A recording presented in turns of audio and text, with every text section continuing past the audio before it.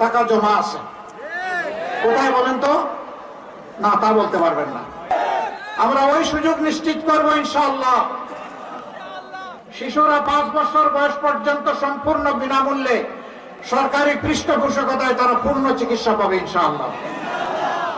বয়স্করা জীবনের একটা পর্যায়ে যখন অবসর জীবনে চলে যাবে, 60-65 বছর বয়স হয়ে যাবে, তারপরের স্বাস্থ্য সেবার পূর্ণ দায়িত্ব সরকার গ্রহণ করবে ইনশাআল্লাহ।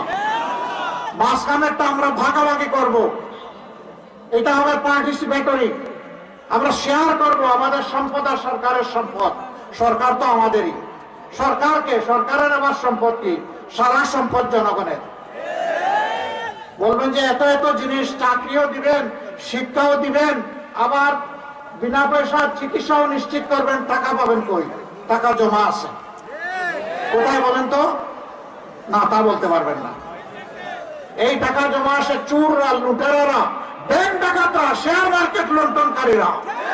আমার দেশের যে 28 লক্ষ কোটি টাকা বিদেশে পাচার করেছে, সেই টাকা আল্লাহ যদি আমাদেরকে সাহায্য করেন, সামর্থ্য দেন, ওদের মুখের ভিতর দিয়ে হাত ঢুকাইয়া পেটের ভিতর থেকে বের করে আনবো ইনশাআল্লাহ। এবং সেই টাকা রাষ্ট্রীয় কোষাগারে জমা হবে ইনসাফের ভিত্তিতে। যে এলাকা যতটা বঞ্চিত, আগে উন্নয়ন কর্মকাণ্ড চলে যাবে ওই এলাকায়।